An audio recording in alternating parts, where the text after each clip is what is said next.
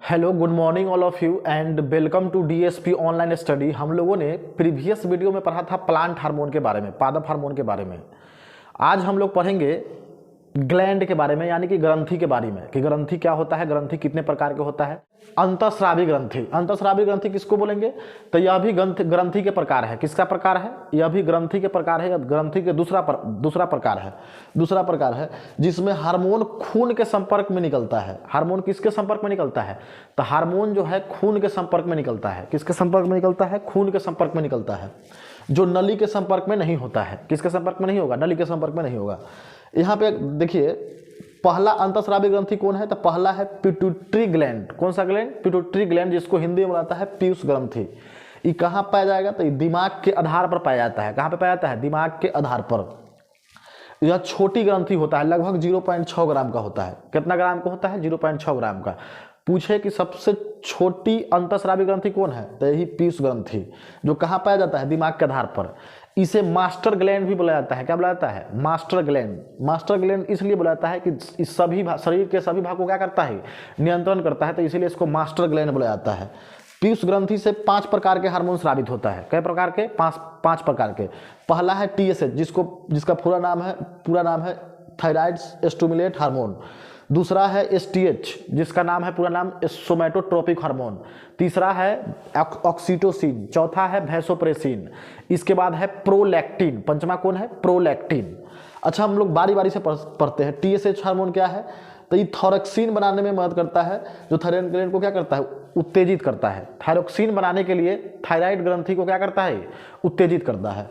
इसके बाद STH hormone, जिसका पूरा नाम है सोमैटोट्रोपिक हार्मोन।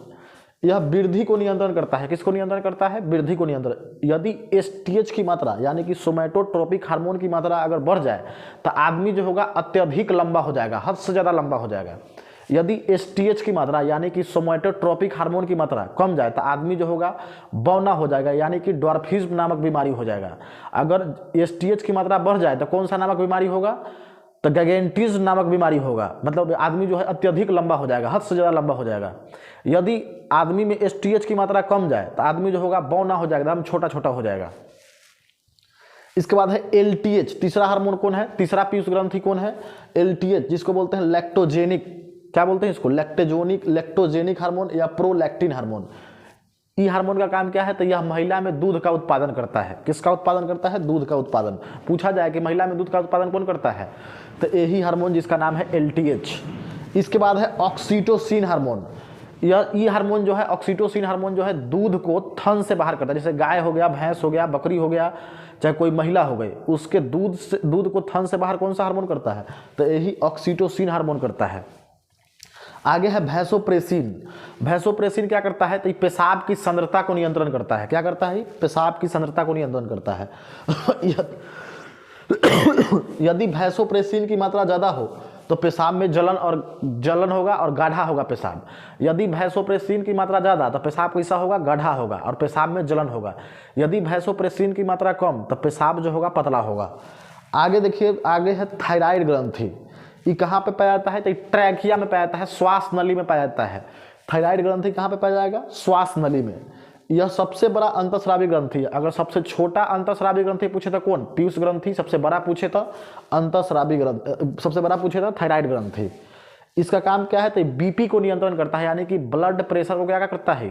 नियंत्रण करता है। अच्छा, ब्लड प्रेशर मापने वाले यंत्र को क्या बोलते हैं? तो उसको बोलते हैं स्फिग्मोमैनोमीटर, जिससे मापा जाता है। स्टेटोस्कोप, ये सब उसको क्या बोलते हैं? स्फिग्मोमैनोमीटर, जिससे क्या मापा जाता है? बीपी को मापा जाता है।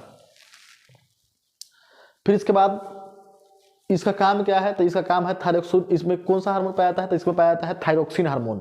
थायरोक्सिन हार्मोन जो है किससे बना होता है? तो थायरोक्सिन हार्मोन जो है आयोडीन और टायरोसिन से बना होता है। किससे बना होता है? आयोडीन और टायरोसिन से। इसमें कौन सा बीमारी हो जाता है? तो इसमें आयोडीन की कमी के कारण घेंघा नामक बीमारी हो जाएगा। किसी भी आदमी को देखिएगा यहाँ पे फूल जाएगा, जिसको ग्वाइटर बोलते हैं इंग्लिश में। क्या बोलते हैं? ग्वाइटर बोलते हैं। तो ये किसके कमी के कारण होता है? तो ये होता है आयोडीन के कमी के कारण। कौन सा बीमारी? घेंघा नामक बीमारी, घेंघा रोग हो जाता है। एग्जाम में कई बार क्वेश्चन रिपीट हो चुका है कि घेंघा रोग किसके कमी के कारण होता है, या आयोडीन के कमी के कारण कौन सा रोग होता है? तो घेंघा रोग, ग्वाइटर। क्या बोलते हैं? Goitre is caused by iodine. किसके कारण होता है? तो आयोडीन के कारण होता है। फिर इसके बाद एक बीमारी है क्रिटिमिज्म। क्रिटिमिज्म जो है ये ज़्यादातर बीमारी होता है बच्चे में। बच्चा जो होता है मंद बुद्धि का हो जाता है, जिसका नाम है क्रिटिमिज्म। एक बीमारी और है मैक्सोडेमा। यह बीमारी जो है ज़्यादातर महिला में होता है। कहाँ पे होता है ये बीमारी? मैक्सोडेमा जो होता है ज़्यादातर महिला में होता है। महिला जो है अत्यधिक मोटा हो जाता है, इसमें क्या होता है, बहुत अत्यधिक मोटी हो जाती है, जिसका नाम है मैक्सोडेमा। अब इसके बाद है पैराथायराइड ग्रंथि। कौन सा ग्रंथि? पैराथायराइड ग्रंथि। ये कहाँ पाया जाता है? तो थायराइड ग्रंथि के पीछे पाया जाएगा। कहाँ पे पाया जाएगा? थायराइड ग्रंथि के पीछे। पूछता है एग्जाम में कि पैराथायराइड ग्रंथि कहाँ पे पाया जाता है? थायराइड ग्रंथि के पीछे। इसका संरचना जो है मटर के दाल की तरह होता है। कैसा होता है इसका संरचना? मटर के दाल की तरह। इसका काम क्या है? तो पीयूष ग्रंथि को नियंत्रण करना। किसको नियंत्रण करना? पीयूष ग्रंथि को नियंत्रण करना। फिर खून में कैल्शियम और आयरन की मात्रा को नियंत्रण करना। फिर इसके बाद आगे क्या है? आगे जो है ये हमारे शरीर में कैल्शियम और फास्फोरस की मात्रा को क्या करता है? नियंत्रण करता है। इसीलिए देखिएगा शरीर में क्या होता है? कैल्शियम। हड्डी में क्या पाया जाएगा? Calcium phosphate. तो कैल्शियम जो होता है हड्डी को क्या, जगह शरीर में ज़्यादा कैल्शियम रहेगा तो हड्डी जो होगा ज़्यादा मजबूत होगा।